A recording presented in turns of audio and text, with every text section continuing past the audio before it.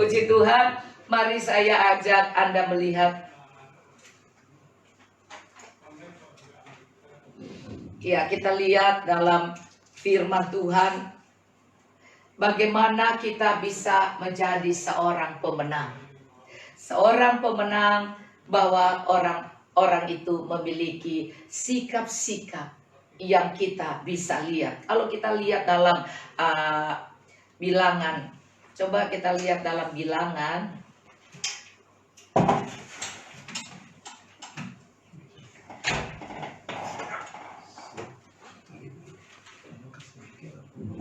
Ya, Bilangan 13.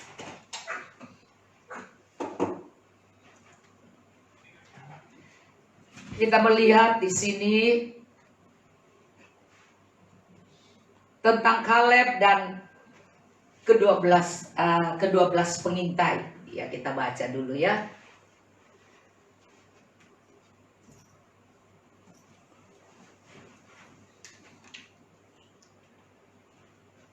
Ya, dari ayat 1, Tuhan berfirman kepada Musa, suruhlah beberapa orang yang mengintai tanah Kanaan,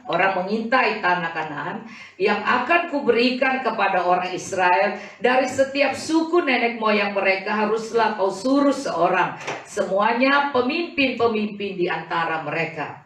Lalu Musa menyuruh mereka daripada gurun Paran sesuai dengan titah Tuhan. Semua orang itu adalah kepala-kepala di antara orang Israel. Dan inilah nama-nama mereka dari suku Ruben: Samua bin Sakur dari suku Simeon, Safat bin Hori dari suku Yehuda, Kaleb bin Yefenu, kita beri tanda suku Yehuda, Kaleb bin Yefenu dari suku Isakar, Igal bin Yusuf dari suku Efraim. Jadi lihat suku Yehuda dan suku Efraim.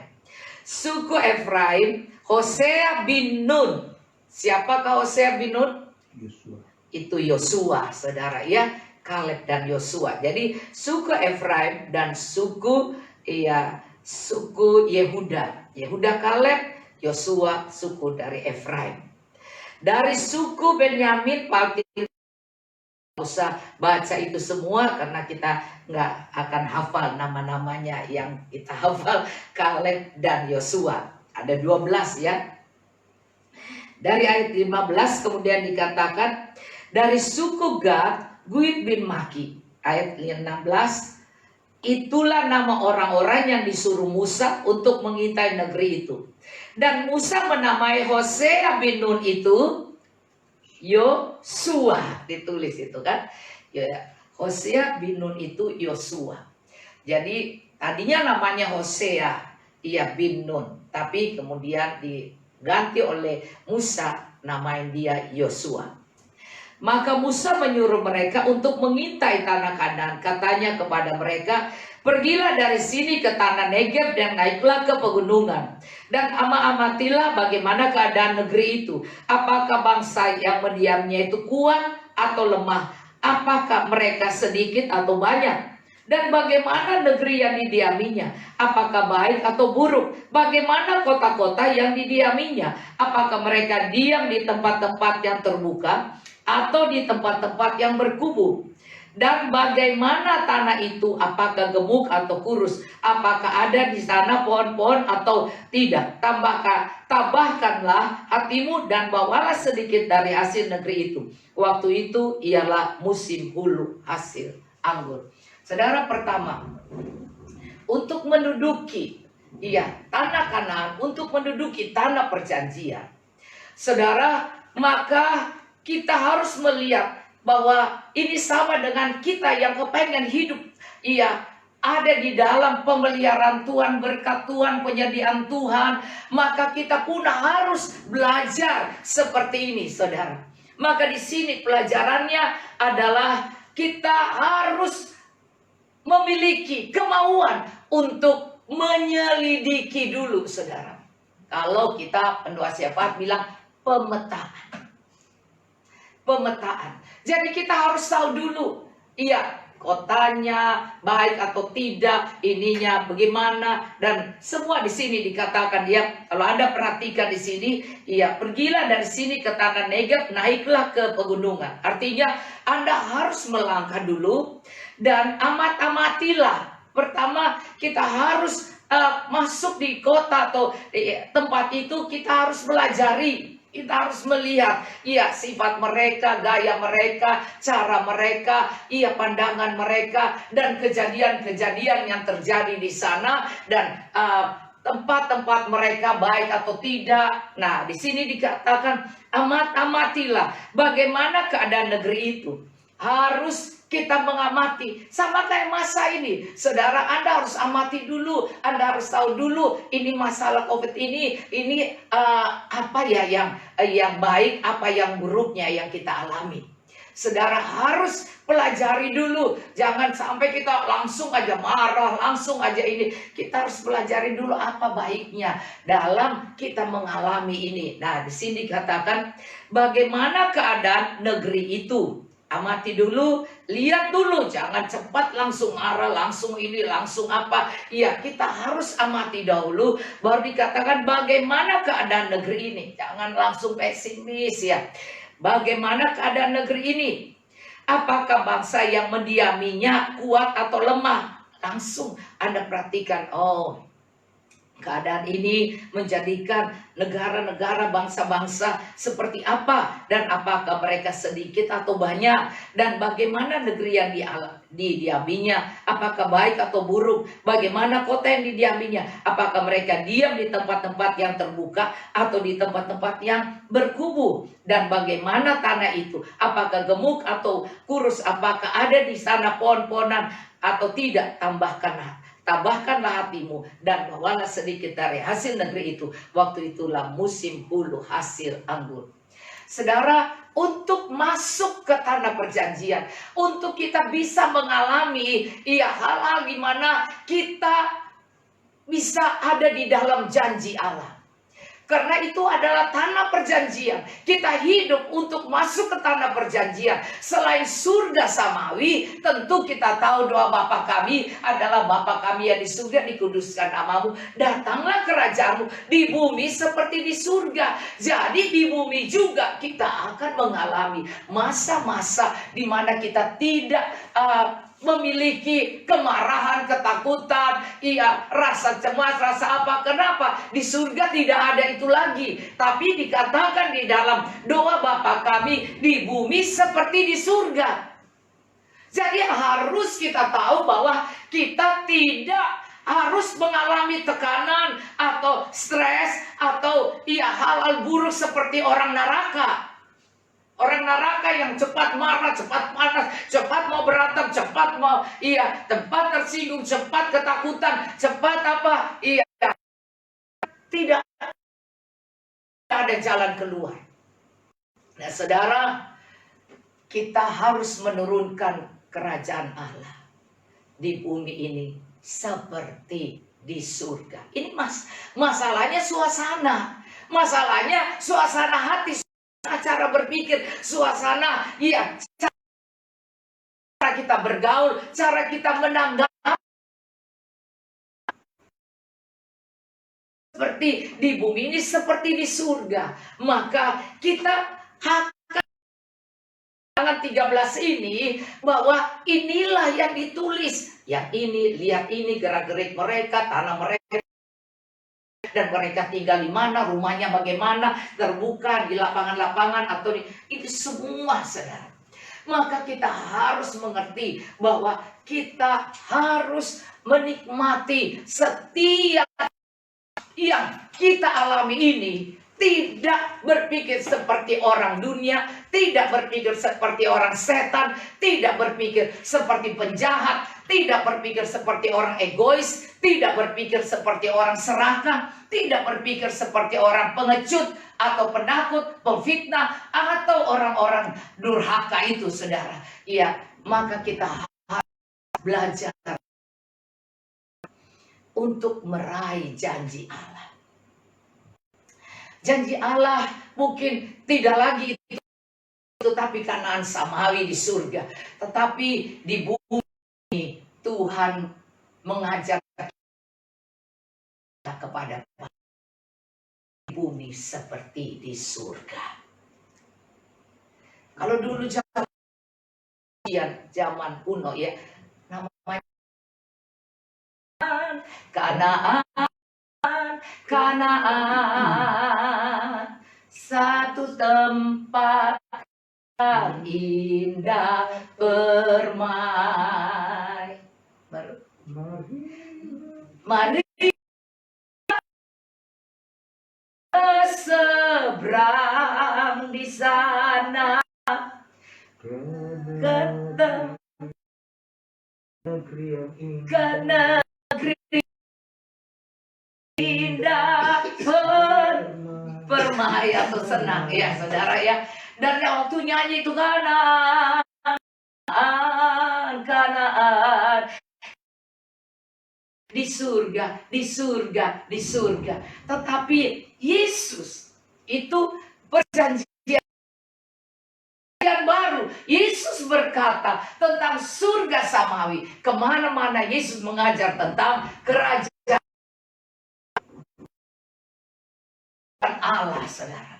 Dan inilah yang Tuhan turun ke dunia mengajar tentang surga, kerajaan Allah. Nah saudara, sebab itu Dia mengajarkan Bapa kami yang di surga, dikuduskanlah nama. Datanglah kerajaanmu, jadilah kehendakmu. Kehendak Tuhan adalah bumi ini seperti di surga. Maka sebab itu saudara, kita melihat di sini bahwa mereka harus belajari dulu, harus melihat dulu. Jangan cepat mengambil keputusan, cepat apa, tapi mulai ditangani, dipikirkan.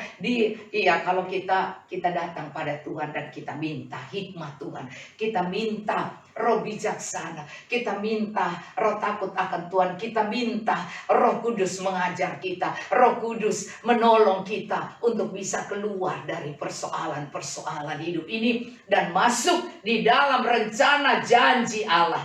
Janji Allah, Kanaan, Kanaan, Kanaan. Nah saudara, surga yang indah, tetapi dikatakan di bumi ini seperti di surga. Nah saudara, kita lihat di sini.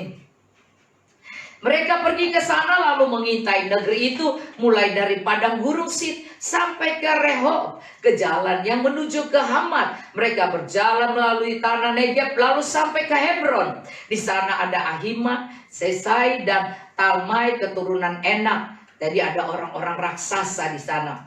Hebron didirikan 7 tahun lebih dahulu dari Soan di Mesir.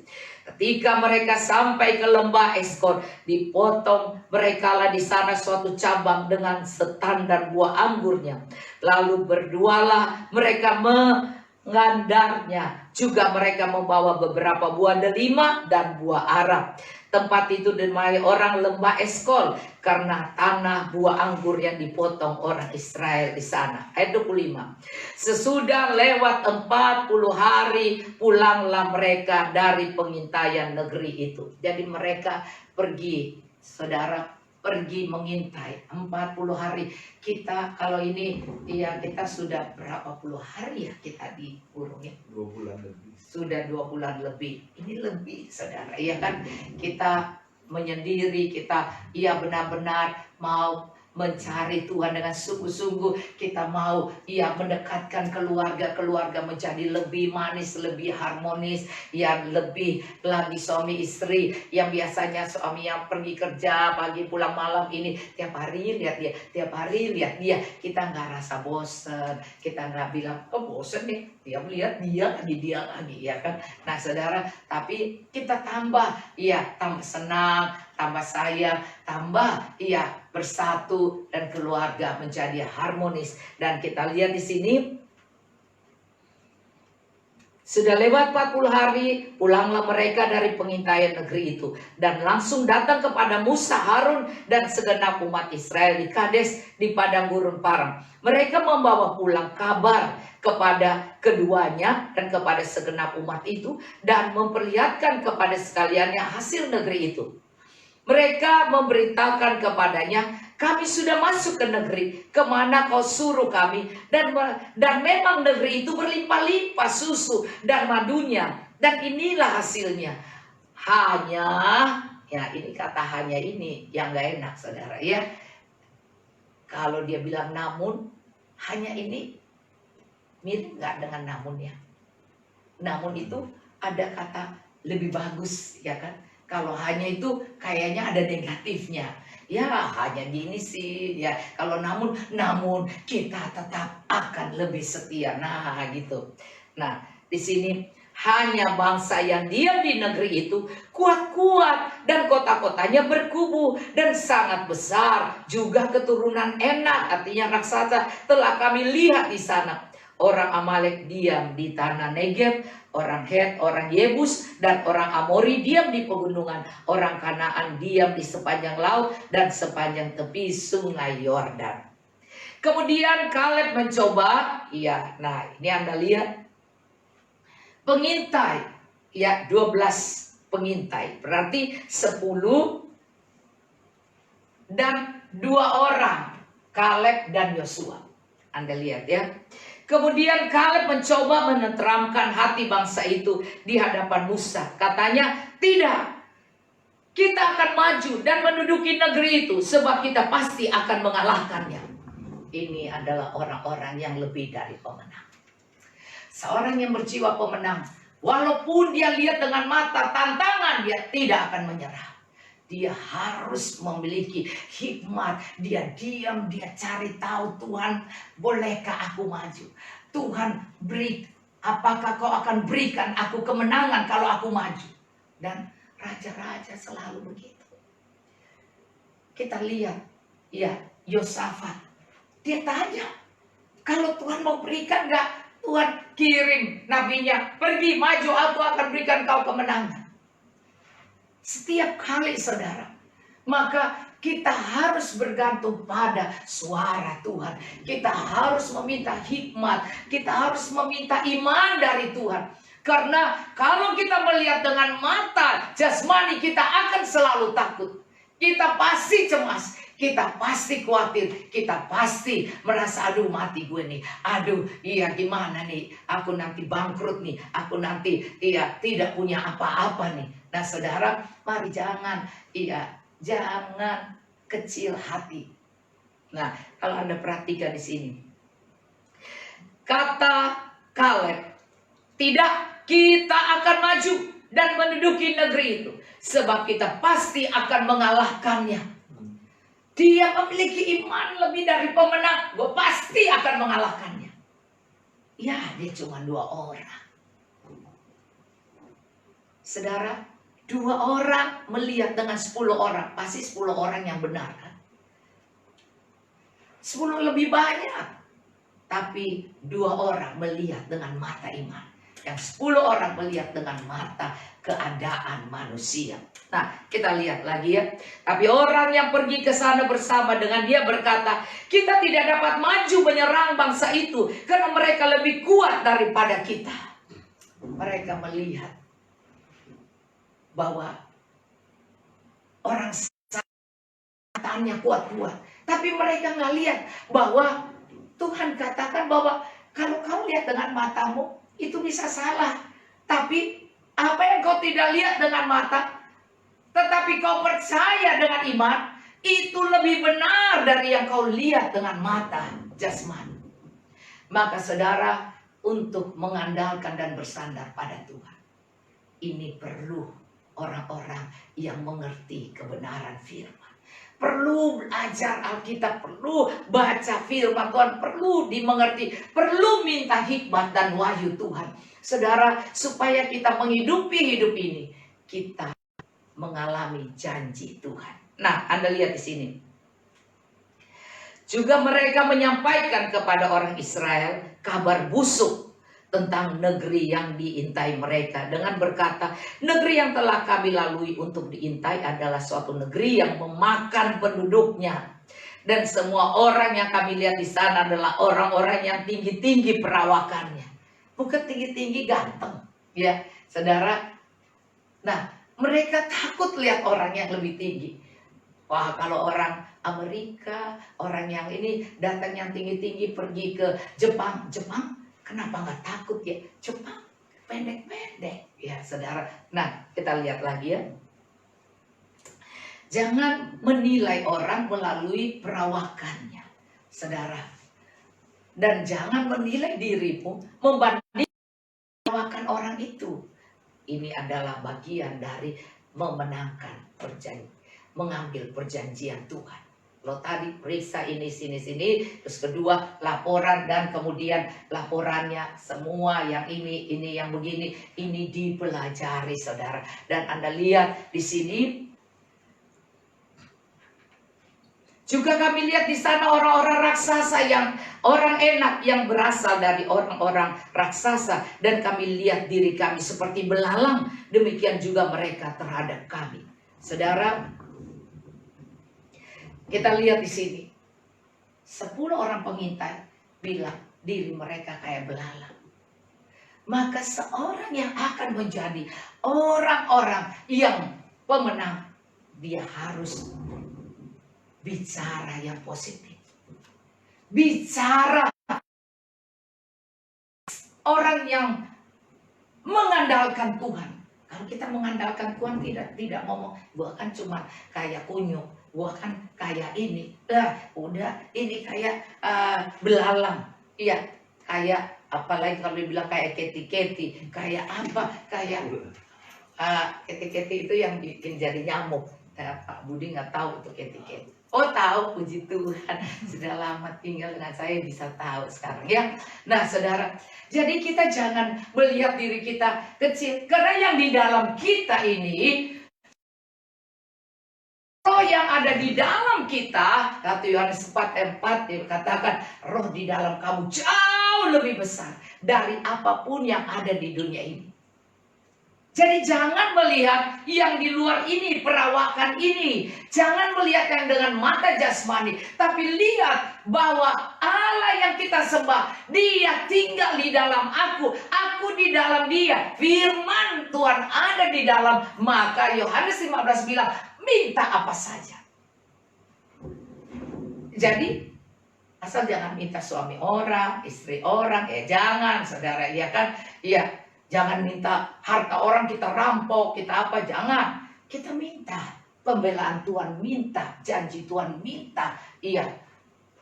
Minta pengampunan, minta berkat Tuhan, minta perlindungan Tuhan, janji Tuhan. Maka di sini mari hal yang kedua adalah bicara mulut kita harus dikuasai.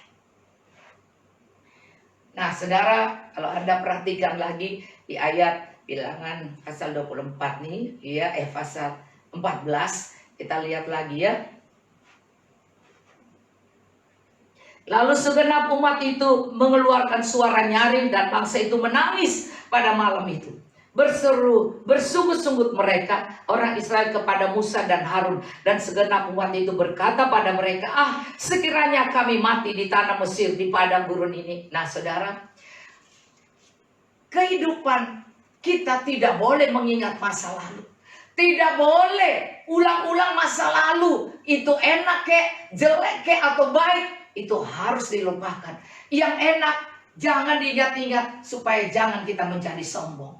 Yang tidak enak jangan diingat-ingat supaya jangan kita menjadi hancur. Nah saudara, kita harus pandang pada Tuhan. Maka di sini dikatakan kami... mengapakah Tuhan membawa kami ke negeri ini supaya kami tewas oleh pedang, istri serta anak-anak kami menjadi tawanan? Bukankah lebih baik kami pulang ke Mesir? Saudara, bicara obrolan kita harus kita kuasai. Jangan sampai keadaan apapun kita menyalahkan Tuhan, karena Tuhan tidak bersalah. Saudara, apapun Tuhan tidak bersalah. Dan jangan perbuatan kita masa lalu, baik itu enak dan gak enak, dan sekarang kita mengalami masa enak atau tidak enak, terus kita ngoceh. Maka saudara, kuasai diri, jadilah tenang, supaya kita bisa berdoa atau bisa meminta kepada Tuhan. Maka kita harus kuasai perkataan kita. Maka di sini dikatakan mereka berkata seorang kepada yang lain, Baiklah kita mengangkat seorang pemimpin, lalu pulang ke Mesir. Lalu sujudlah Musa dan Harun di depan mata seluruh jemaat Israel yang berkumpul di situ. Tetapi ini ayatnya saudara ya, Yosua bin Nun dan Kaleb bin Yefenu yang termasuk orang-orang yang telah mengintai negeri itu menggoyahkan pakaiannya. Wow saudara, orang-orang yang beriman ini, orang-orang yang melepaskan pakaian dunia mereka. Mereka perlihatkan iman mereka dan berkata kepada segenap umat Israel, negeri yang kami lalui untuk diintai itu adalah luar biasa baiknya. Saudara, seorang yang mau lebih dari pemenang menguasai bibirnya, menguasai perkataannya, dan tidak berkata melalui logika kenyataan, tetapi dia mengucapkan janji Allah, mengucapkan karena Tuhan bilang tanah yang akan diberikan Tuhan itu tanah yang baik. Tetapi kita harus mengalahkan tantangan, yaitu raja-raja. Semua itu raja Negeb, Het, Yebus, orang Amori, dan semua raja-raja itu harus kita sikat dulu saudara. Tetapi itulah kita harus mengandalkan Tuhan. Maka sebab itu di sini dikatakan, negeri yang kami lalui itu, yang kami untuk intai bukan biasa saja, luar biasa. Kalau Anda ngomong luar biasa, luar biasa, bukan luar biasa. Kalau singa luar biasa. Wow, selalu harus bilang luar biasa. Wow, selalu masa depanku luar biasa. Hari ini ada tantangan, tapi besok aku akan menjadi orang yang luar biasa. Saudara, maka di sini dikatakan bahwa tempat yang akan kita pergi, artinya ke depan itu adalah hal yang luar biasa. Maka di sini dikatakan, jika Tuhan berkenan kepada kita, maka Ia akan membawa kita masuk ke negeri itu dan akan memberikannya kepada kita, suatu negeri yang berlimpah susu dan madunya. Dan janganlah memberontak kepada Tuhan. Kemudian yang keempat, jangan memberontak. Jangan memberontak kepada Tuhan. Dan janganlah takut kepada bangsa negeri itu. Sebab mereka akan kita telan habis. Kalau kita bilang telan, tapi kita telan habis. Habiskan. Orang daun pepaya aja kita telan habis. Yang pahit. Hidup ini udah pahit katanya. Kalau kita nggak telan, iya, supaya dia keluar di jamban. Makanya saudara, kita harus tahu bahwa hidup yang pahit ini tidak selalu pahit. Kita harus bicara menjadi pemenang. Kita mematai-matai dulu. Terus kemudian kita menguasai perkataan kita.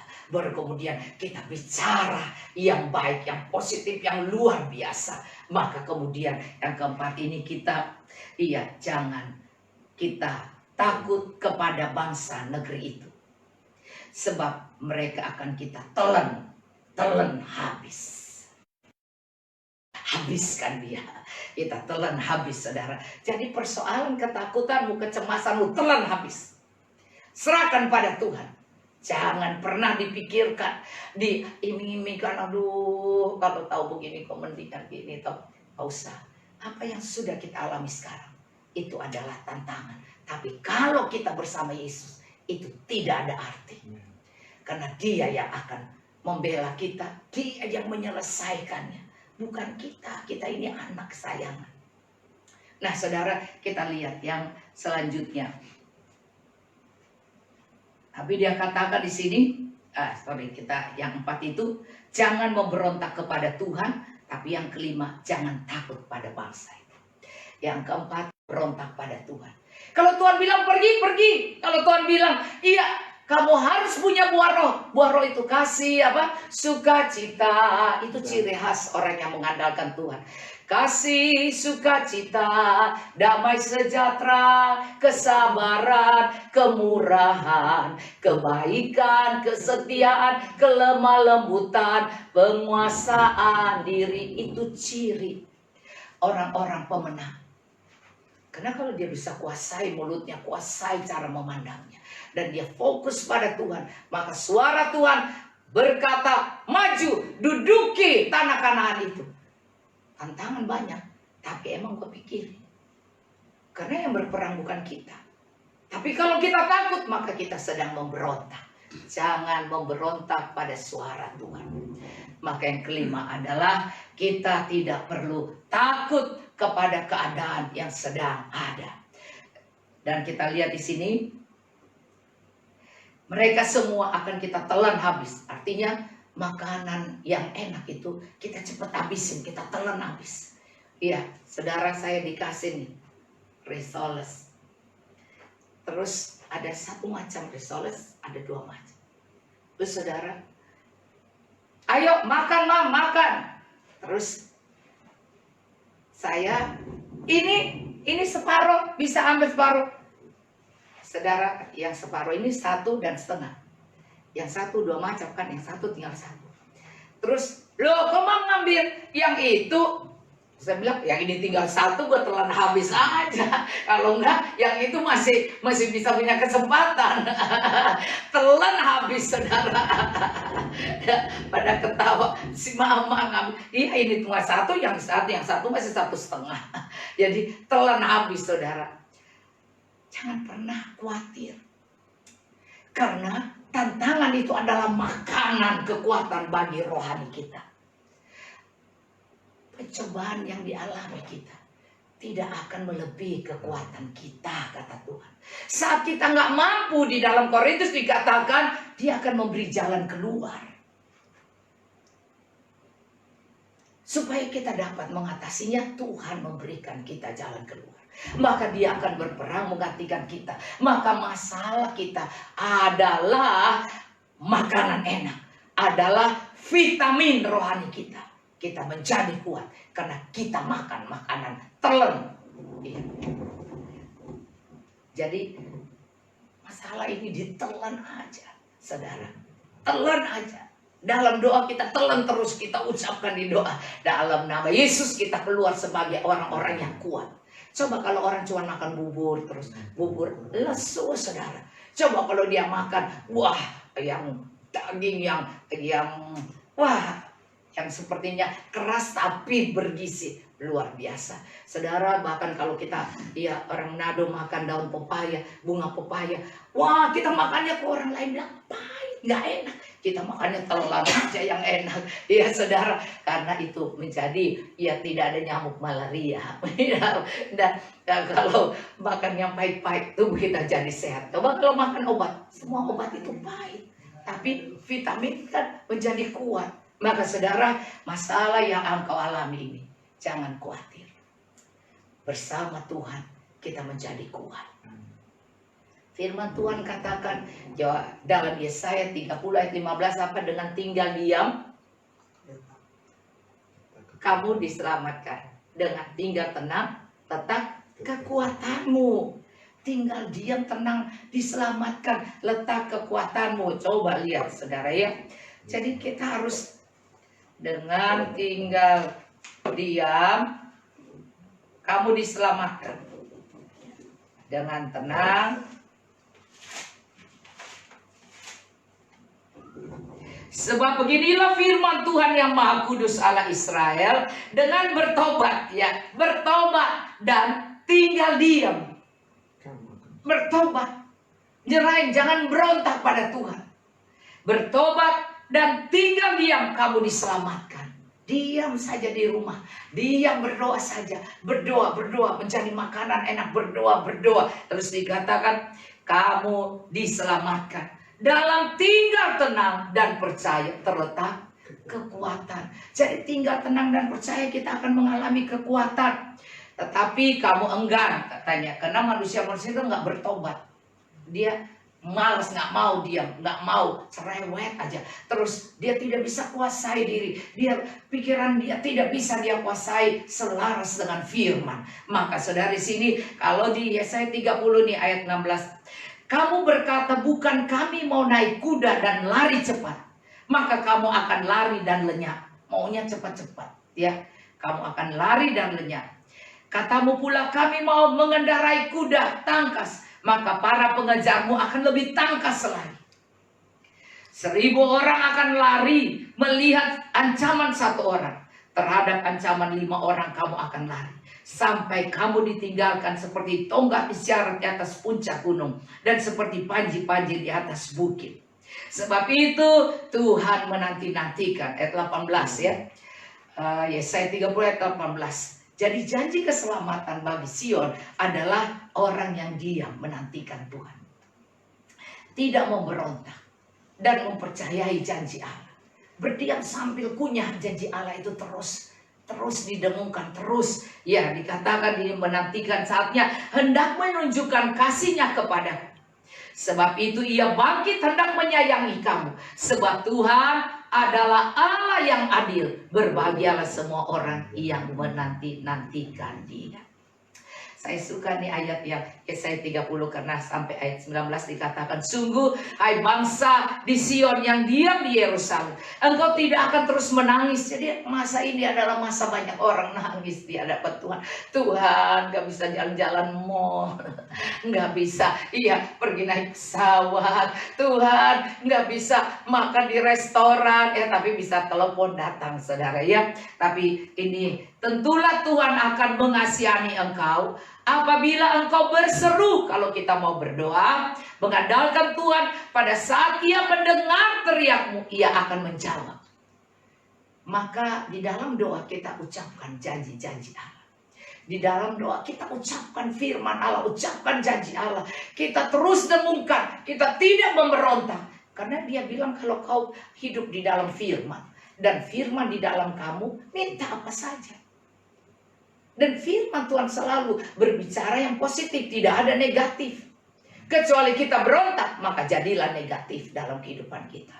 Maka sebab itu di sini dikatakan, dan walaupun Tuhan memberi kamu roti dan air serba sedikit, namun pengajarmu tidak akan menyembunyikan diri lagi. Jadi masa kesesakan roti cuma dapat sedikit, diproses Tuhan, justru itu Tuhan sedang mengajar.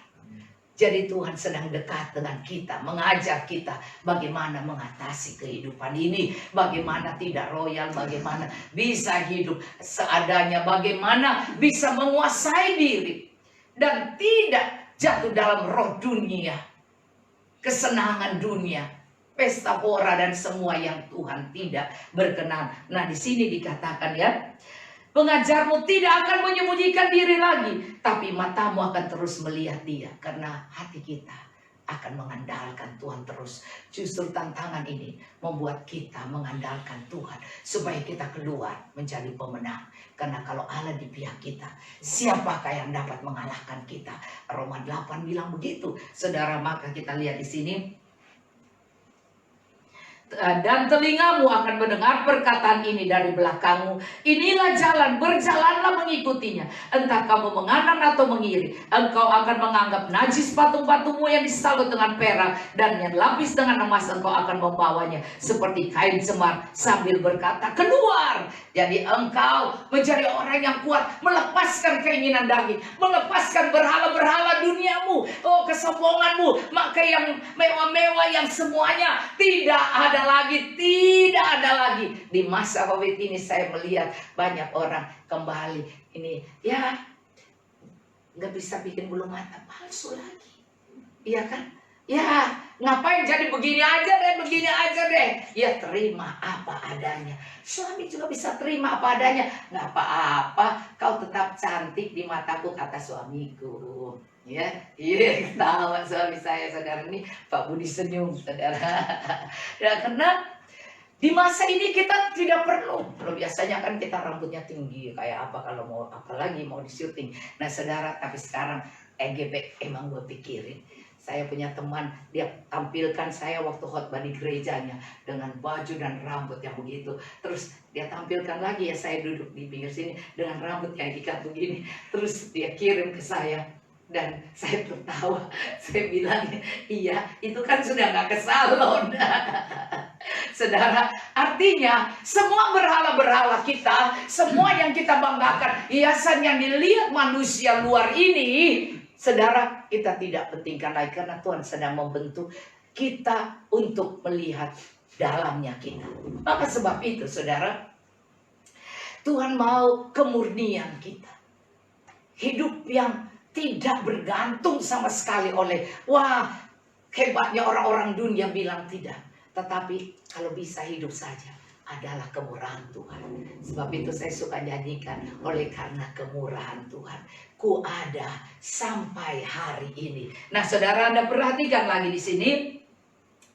Kita harus berani berkata pada hal-hal dunia yang membuat kita takut dan membuat kita cemas, yang kita sayang-sayang, maka kita bilang keluar. Kalau orang yang dibilang mobil-mobil yang enak, ya udah dijual.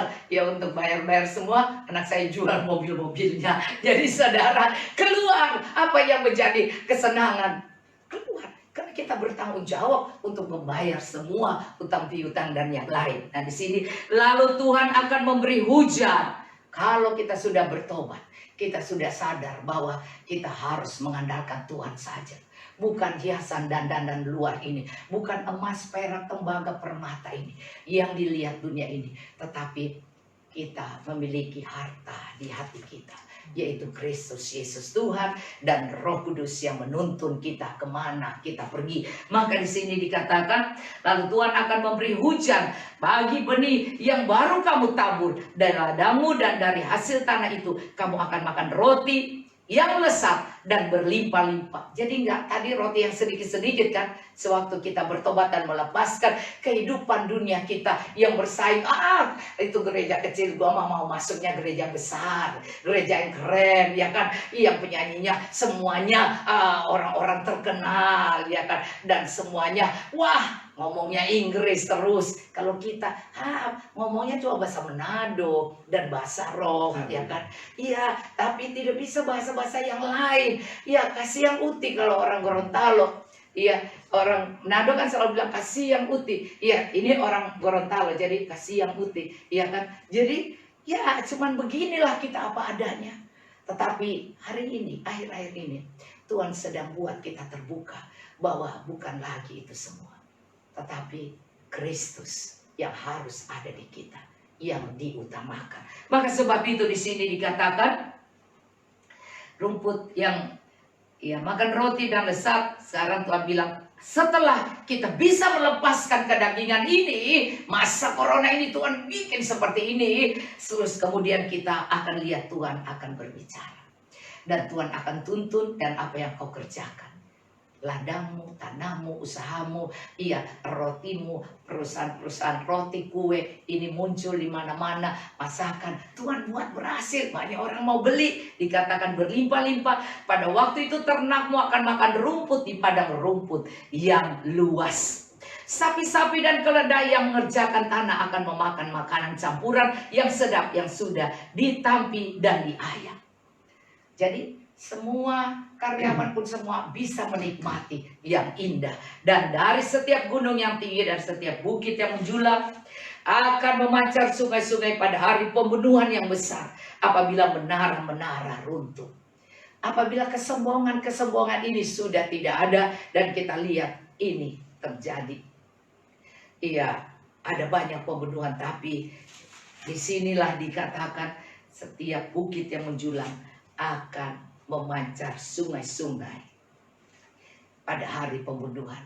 Maka bukit-bukit doa, di mana tempat-tempat orang mencari Tuhan, artinya menara-menara, bukan menara yang menjulang itu menara dunia, bukan menara Babel, tapi menara doa, di mana rumah-rumah yang ada, saudara, Tuhan akan buat di sana mengalir, yang di mana ada doa, rumah-rumah yang dibuat doa, keluarga yang berdoa, di sana akan mengalir sungai-sungai. Dan dikatakan, maka terang bulan purnama akan menjadi seperti terang matahari terik, dan terang matahari terik akan 7 kali ganda, yaitu seperti terangnya 7 hari pada waktu Tuhan membalut luka umatnya dan menyembuhkan bekas pukulan.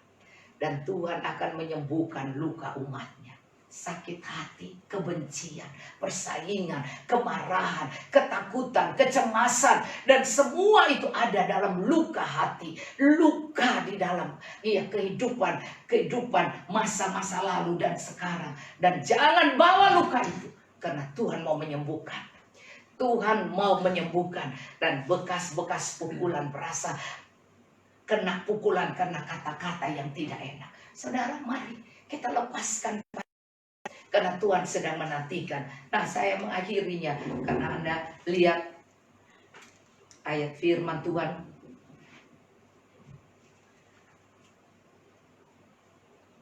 Lalu segenap umat, ayat 10, Bilangan 14 ayat 10. Lalu segenap umat itu mengancam hendak melontarkan kedua orang itu dengan batu.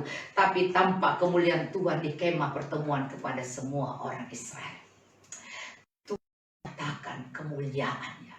Karena ada dua orang yang berbicara benar. Bukan benar seperti yang manusia lihat, tapi benar seperti yang Tuhan lihat. Kita harus punya seperti yang waktu Hizkia sakit, dan Hizkia bilang, aku melakukan hal yang baik di matamu Tuhan. Hal yang baik di mata Tuhan. Saudara, bukan baik di mata manusia. Nah, inilah sewaktu dua orang saja mengucapkan hal yang benar sesuai dengan mata Tuhan, karena itulah iman. Itu adalah orang pemenang. Maka sebab itu Tuhan menampakkan kemuliaannya turun. Sehingga orang-orang yang kacau, orang-orang pemarah, orang sombong, orang yang mengingat kesusahan masa-masa lalu dan takut kesusahan akan datang, itu jadi melihat seperti akan datang akan lebih susah dari yang dulu. Maka saudara, disinilah roh Mesirnya itu dihancurkan. Mereka lihat Yesus, mereka lihat kemuliaan Tuhan. Saudara, berapa hal ini kalau kita mulai mempelajarinya, kita akan lihat bahwa bukan Musa yang membela diri. Tapi kalau dua orang sungguh-sungguh mengucapkan hal yang benar, yang positif, yang Tuhan mau untuk anak-anak Tuhan ucapkan bahwa kami lebih dari pemenang, lebih dari pemenang. Kalau Allah di pihak kita, siapa yang mengalahkan kita? Kita terus rendah hati, terus cari Tuhan, terus menantikan Tuhan, menyerahkan beban kita, tidak bersungut-sungut, dan kemudian kita akan lihat kemuliaan Tuhan dinyatakan. Maka sebab itu Tuhan berfirman kepada Musa, berapa lama lagi bangsa ini menista aku, dan berapa lama lagi mereka tidak mau percaya kepadaku. Sekalipun sudah ada segala tanda mujizat dan yang kulakukan di tengah-tengah mereka, aku akan memukul mereka dengan penyakit sampar dan melenyapkan mereka. Tapi mereka akan kubuat, tapi engkau akan kubuat menjadi bangsa yang lebih besar dan lebih kuat daripada mereka. Tapi saudara, apa yang dilakukan oleh Musa? Musa berdoa. Makanya ini yang terakhir, bahwa Musa tidak balas. Dan Musa tahu hati Tuhan sebenarnya. Kepengen ada orang yang bicara seperti Musa, yang bilang, Tuhan, kalau kau ingin menghancurkan, ngapain capek-capek Tuhan suruh saya membawa mereka, dan Tuhan mau hancurkan mereka? Apakah ini cara Tuhan? Maka Tuhan menyesal. Kalau Anda baca selanjutnya, disitulah Tuhan menyesal. Inilah yang saya ingin bagikan, bahwa jadilah pemenang. Membuat Tuhan berpihak kepada kita. Sekalipun orang mengata-ngatain kita dan ingin menghantam kita, ingin menghancurkan kita, ingat, kalau kita tetap pada janji Tuhan, tetap rendah hati, tetap berbicara positif, tetap mengandalkan Tuhan, mata kita sudah dibukakan oleh Tuhan, bahwa ke depan itu adalah milikku, di sana itu adalah kepunyaanku, dan aku tidak akan dihina lagi. Aku akan menjadi orang yang diberkati oleh Tuhan. Maka itu harus daripadamu yang mengerti. Karena di sekeliling kita akan banyak orang yang menghantam dan berbicara yang tidak enak pada kita. Sekali lagi, don't worry, be happy. Pikirkanlah seperti yang dikatakan Filipi 4. Pikirkan yang baik, yang indah, yang kudus, yang mulia, sedap didengarnya, mendatangkan kebajikan. Semua itu yang dipikirkan. Jangan kita pikirkan yang, aduh, gua sebel sama orang itu, gua nggak mau ketemu, gua benci, gua tersinggung, gua dipukul dengan perkataan, gua diremehkan, gua dicuri barang gua, atau gua menjadi menjadi bangkrut, gue menjadi orang itu menipu gue, orang itu merugikan. No, saudara, lepaskan itu, bicara yang baik. Filipi itu katakan hanya dipikirkan, pikirkan itu. Coba baca Filipi, keluarkan saja di situ. Filipi.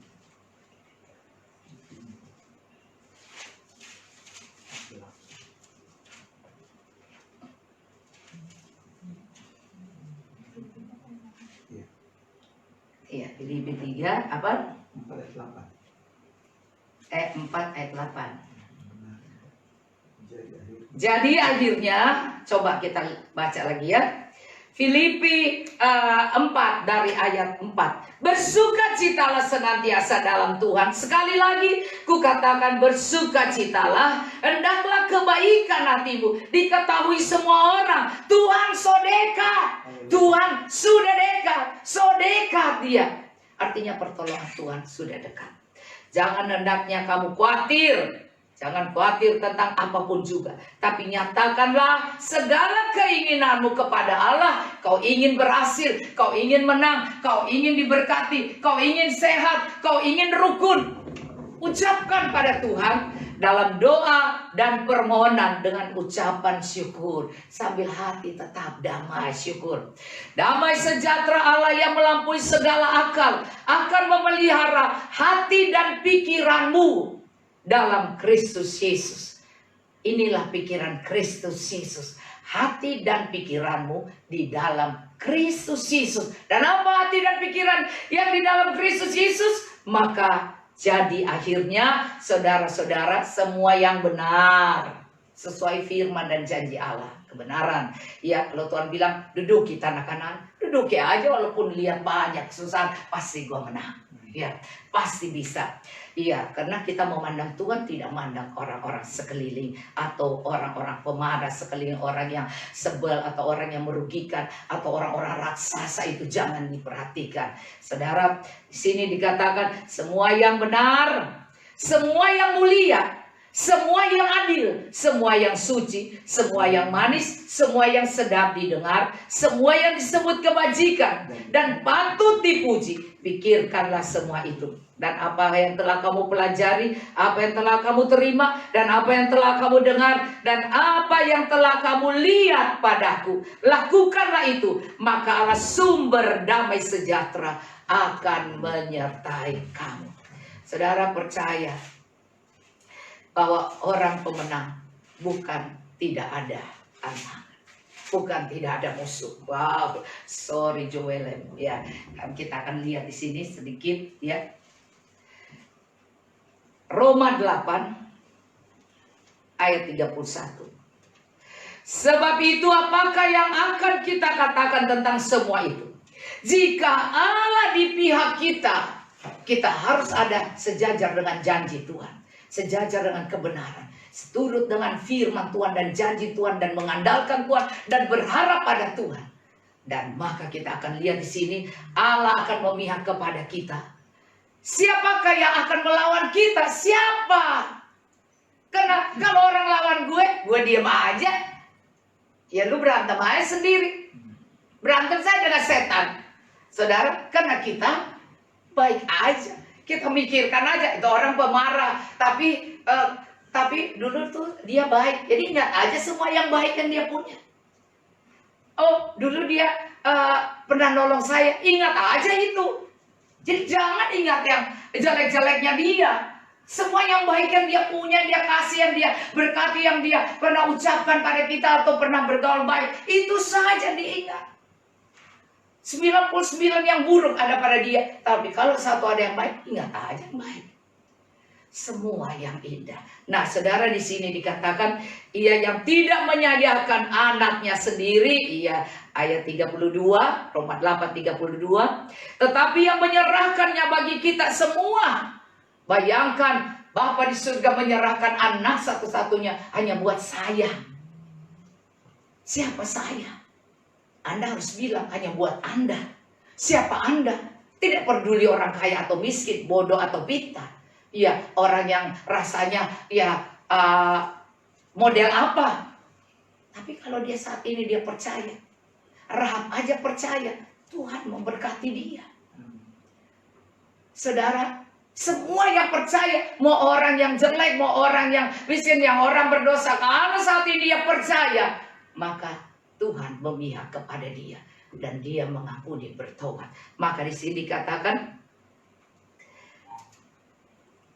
bagaimana mungkin dia tidak mengaruniakan segala sesuatu kepada kita bersama-sama dengan dia? Siapakah yang akan menggugat orang pilihan Allah? Kau akan dinaikkan menjadi orang pilihan Allah. Orang pilihan Allah, orang yang sudah diproses sehingga orang itu menjadi orang pilihan Allah. Orang yang dipilih menjadi teman aja kita harus tahu, sudah bergaul, kalau ini gua gak mau teman lagi sama dia. Iya, orang teman menjadi sahabat itu dipilih loh. Menjadi sahabat Allah itu dipilih. Anda dan saya, semua Anda punya sahabat, pasti Anda pilih. Nah, saudara, inilah yang harus kita lihat. Maka untuk menjadi orang pilihan ini, orang yang lebih dari pemenang. Maka Anda lihat, siapakah akan menggugat orang pilihan Allah? Allah yang membenarkan mereka. Siapa akan menghukum mereka? Model kita pun gak baik, Tuhan akan berperang, memilih, membela kita. Kalau saat itu kita minta pengampunan dan kita bertobat. Wow, anak kesayangan, anaknya saja, iya, anak bungsu dan anak sulung. Anak bungsu sudah bandelnya bukan main. Tetap dia ingat papanya, dia percaya di papanya ada semua berkat. Dan waktu dia pulang, baru aja dia mau ngomong, papanya bilang, bikin pesta buat dia. Kasih cincin, mandikan, ganti bajunya, semua kasutnya, dan dipestakan. Tidak diingat hal yang sudah lewat. Oh saudara, jangan menilai orang dengan apa yang sudahlah. Kalau kita saat ini percaya ke depan kita pasti lebih baik dari yang lalu. Maka setelah corona kita pasti akan lebih diberkati. Maka Anda lihat di sini, siapa yang akan menghukum mereka? Kristus Yesus yang telah mati, bahkan lebih lagi yang sudah bangkit. Bahkan lebih lagi yang telah bangkit, yang juga duduk di sebelah kanan Allah, yang malah menjadi pembela bagi kita. Siapakah yang akan memisahkan kita dari kasih Kristus? Siapa yang akan Allah yang membenarkan mereka, siapa yang akan menghukum mereka? Jadi nggak ada orang yang bisa menghukum kau kalau kau saat ini benar-benar mau menyerah pada Tuhan. Maka di sini dikatakan Kristus Yesus yang telah mati, bahkan lebih lagi yang telah bangkit dan juga duduk di sebelah kanan Allah, yang malah menjadi pembela bagi kita. Bayangkan kita berdosa, kita jahil, kita kotor, kita najis, kita pemberontak dan semua. Tapi waktu dibilang asal jangan kau memberontak dan kemudian mereka saat mereka mau bunuh pada Musa, melemparkan, maka cahaya kemuliaan Allah turun. Wow saudara. Dan Musa berdoa, ampuni mereka. Tuhan jangan, Tuhan mau hancurkan. Dan Musa bilang jangan, menyesal Tuhan. Bayangkan, Tuhan menyesal. Kalau ayat selanjutnya Anda baca, bilangan itu menyesal Tuhan. Nah, Tuhan tidak jadi menghukum mereka karena ada Musa yang berdoa, ada Kaleb dan Yosua orang benar. Nah, Anda perhatikan sekali lagi di sini, siapakah yang akan memisahkan kita dari kasih Kristus? Penindasan atau kesesakan, atau penganiayaan, atau kelaparan, atau ketelanjangan, atau bahaya, atau pedang, atau corona, seperti ada tertulis.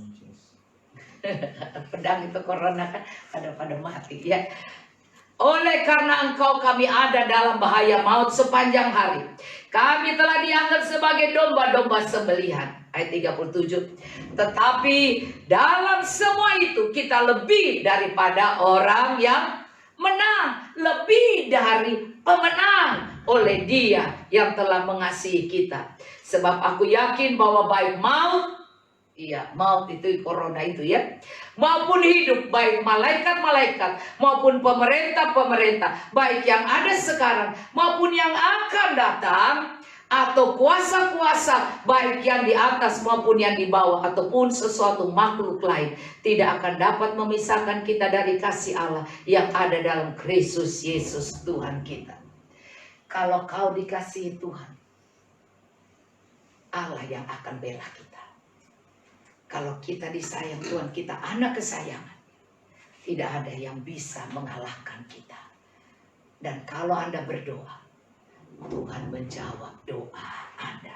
Sebab itu saya percaya banget saudara, kalau Tuhan sampai menyesal, kalau bilangan itu ada baca terus saudara, maka di situ Tuhan bisa menyesal dan rasanya wow, kok bisa seperti ini. Maka karena dua orang, Kaleb dan Yosua dan Musa yang berdoa, Tuhan tidak membunuh mereka. Saudara, dan percaya bahwa Tuhan Yesus pasti akan menolong kita.